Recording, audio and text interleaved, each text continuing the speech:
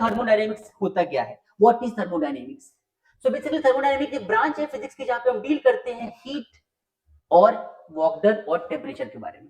Work done, heat, temperature समझ में आया क्या है बहुत इंपॉर्टेंट है। वर्क डन मतलब कि देखिए हम इस चैप्टर में पढ़ने वाले हैं कि टेम्परेचर और हीट का इंटर कन्वर्जन, वर्क डन का इंटर कन्वर्जन। एग्जांपल की बात करूं तो ये ब्रांच है फिजिक्स के उस पार्ट की जहां पे हम वर्क डन की हेल्प से हीट प्रोड्यूस करेंगे या हीट की हेल्प से वर्क डन प्रोड्यूस करेंगे।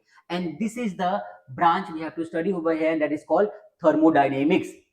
The branch of science that deals with the study of concepts of heat, temperature and pressure. ध्यान से देखिए, the branch of science that deals with the study of concepts of heat, temperature and their interconversion. अब यहाँ पे interconversion का मतलब क्या होता है कि सपोज करो कि आपको, सपोज करो ठंड का मौसम है, ठंड लग रही है और हमने यहाँ पे ऐसे बहुत तेज से किया, तब क्या गर्म हो गया हमारा ये पाम गर्म हो गया, हीट प्रोड्यूस हो गई, मतलब कि हमने वर्क डन किया, हीट प्रोड्यूस हो गई। इंटर कन्वर्जन का मतलब क्या होता है कि चैप्टर में हमें पढ़ना है कि अगर हम वर्क डन करते हैं, क्या करते हैं, अगर हम वर्क डन करते हैं तो इस वर्क डन की हेल्प से क्या हीट प्रोड्यूस किया जा सकता है।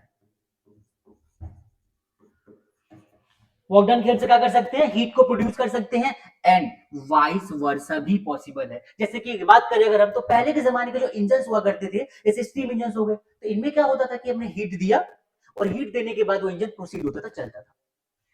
जैसे कि रेलगाड़ी हो गई या ऐसे बहुत सारे स्टार्टिंग के इंजन हुआ करते थे जहां पे थर्मोडायनेमिक्स का कॉन्सेप्ट लगाते थे। क्या मैकेनिकल वर्क होता था with the help of heat.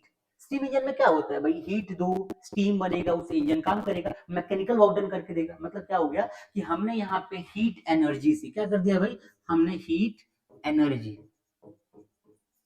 Heat energy से क्या प्रोड्यूस किया, हमने प्रोड्यूस किया क्या, वर्क डन। मतलब कि अगर हम यहाँ पे वर्क करेंगे तो उससे भी तो हीट प्रोड्यूस हो रहा है, मतलब वाइस वर्सा हो गया, इंटर कन्वर्जन हो गया। तो इस पूरे चैप्टर के अंदर हम पढ़ने वाले हैं क्या, हीट का कॉन्सेप्ट, टेम्परेचर का कॉन्सेप्ट एंड साथ साथ पढ़ने वाले हैं क्या, इंटर कन्वर्जन। क्या पढ़ने वाले हैं, inter conversion of heat and water. ठीक है भाई, आगे बढ़ते हैं। इसके बाद आपको मिलने वाला है सबसे इंपॉर्टेंट टॉपिक